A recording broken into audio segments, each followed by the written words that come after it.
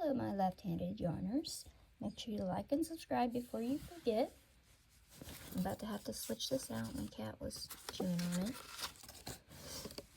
Today, we are working on the muzzle of this tiger. Round 1 calls for 6 stitches and a magic ring, and then round 2 is increase in each stitch for a total of 12 stitches. These are the only 2 rounds, so for this video we're going to do this, and then the next video we're going to do an invisible fasten off, and then we are going to make the little triangle nose into the muzzle. Alright, now as you can see my scotch tape there. Just wanted to let you guys know a little handy trick is my mom always taught me if you can't find something, you clean until you can, right? So what I did is I cleaned up my little area because it did become a mess, right? So I just wanted to remind you guys of my little organizational area. Now that there's the yarn graveyard, and that's actually where I found my scotch tape. I buried it in there actually. But here, that's what I call my body bags. And right here is the tiger's head. I just don't like things to get tangled, and that's why I do that. So the junk drawer, I just threw everything in here while I was cleaning.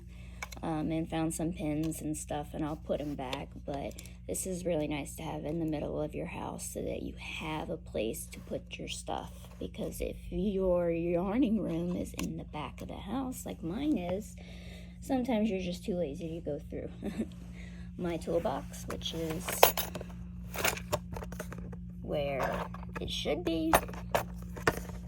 Here I have all my hooks, scissors.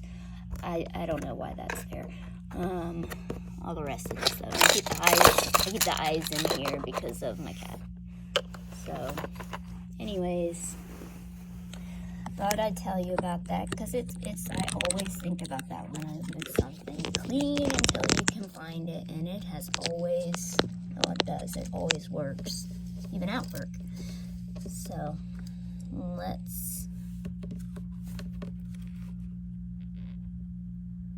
and as you can see, it is fresh scotch tape here. Alright, so for the first round,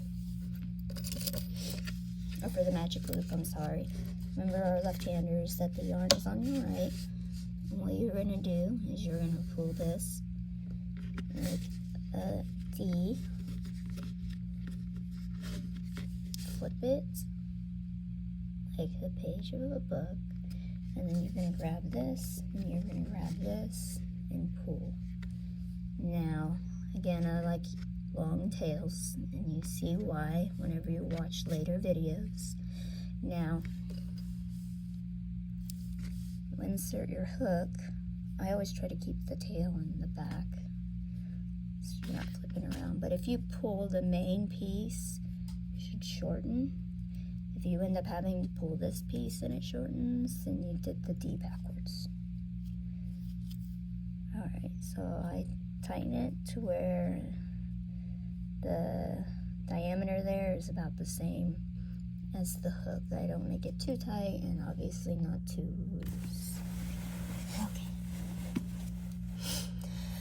Alright, so for the very first thing for the magic loop you do is called basically a slip stitch. You're from the back to the front, and then you pull it through the first hole you made.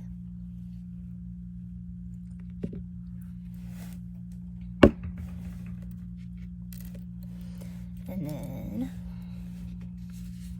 you're going to put your pin underneath that one little piece of yarn right here, not in the knot area, but the one that little piece that we just made.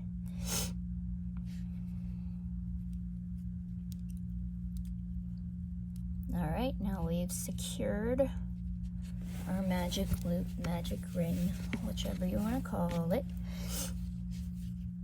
Alright, so the first stitch is different than the rest of them. You start off by doing the same thing, kind of like a slip stitch is what you would refer to that as.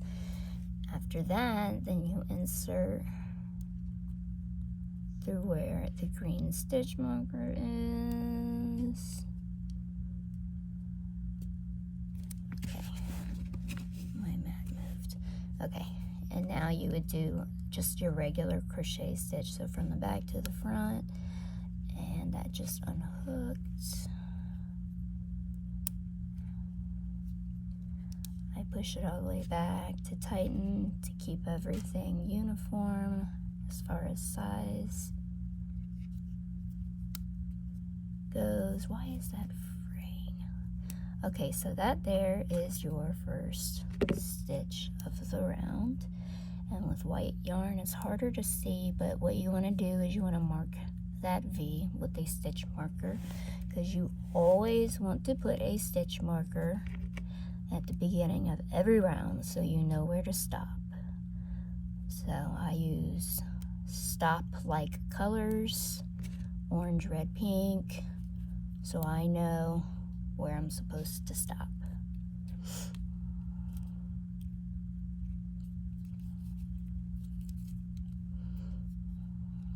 Alright, already this tail is in the way. Just try to not accidentally crochet the tail. I do it all the time.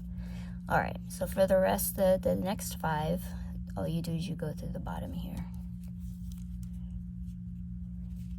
So that would be 2.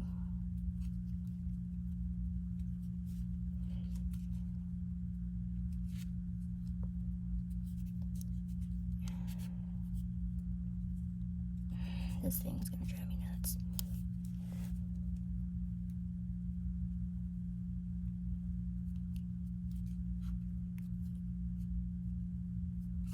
3.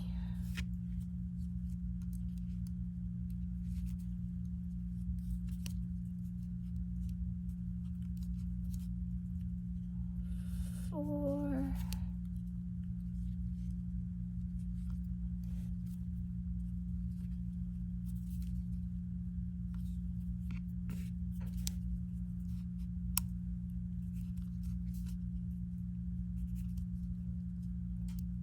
5.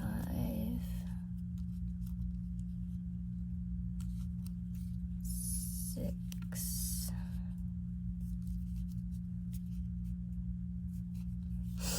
And we can verify by flattening this piece out, because with the thicker velvet yarn and in white, it's hard to see. So we marked our first stitch there.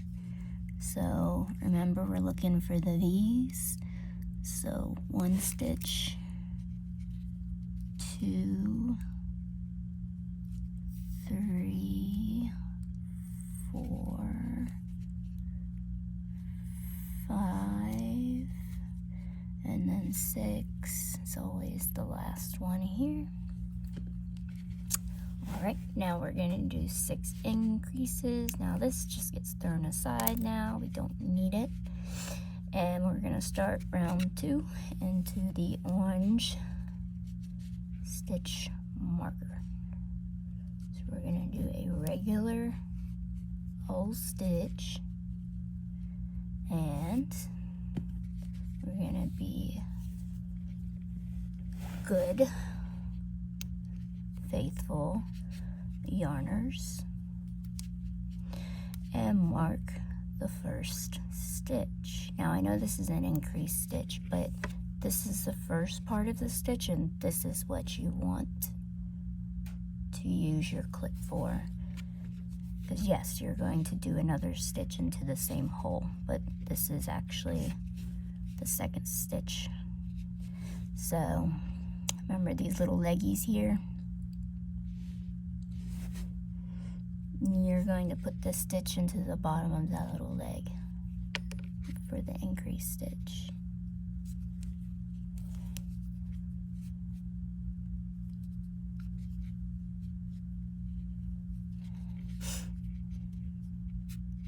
Alright, now that is 1, and I can't quite see where the next stitch goes, so okay.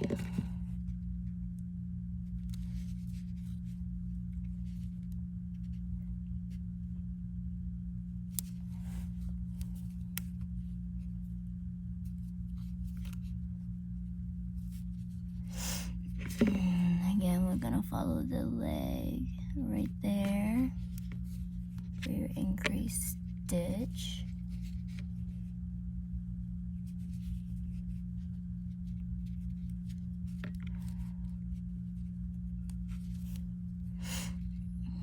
So that's 2.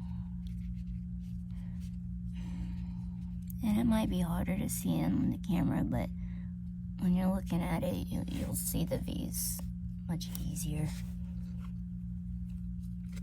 Now at this point, I start to straighten it out like this. Push back every time.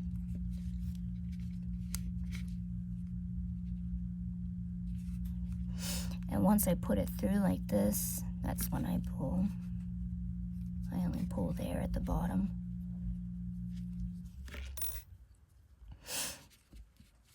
Okay, now let's look at our progress real quick.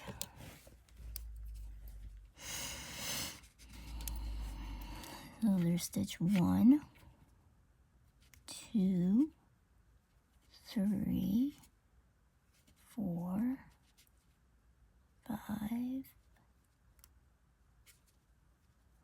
and, well, 6 is the last one there. Halfway done.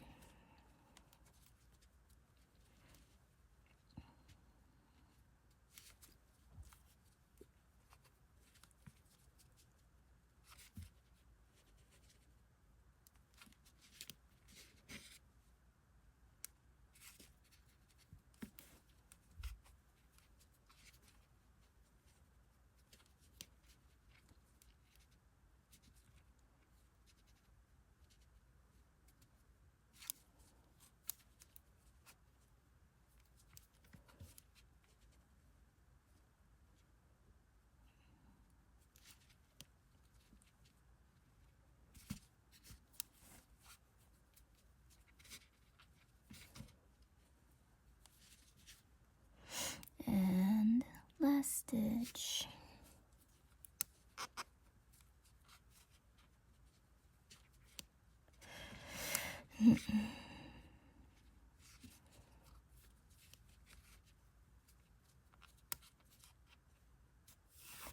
Okay, I like to exaggerate, pull it all the way through.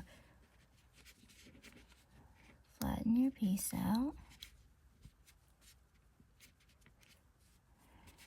Count the stitches. If you feel the need to, I always do. So that's 1 with the clip, 2, 3, 4, 5, 6, 7, 8, 9, 10, 11, 12. That's the last piece. Okay, so in the next video, we're going to do the invisible fasten off, and then we're going to make a little nose on the muzzle.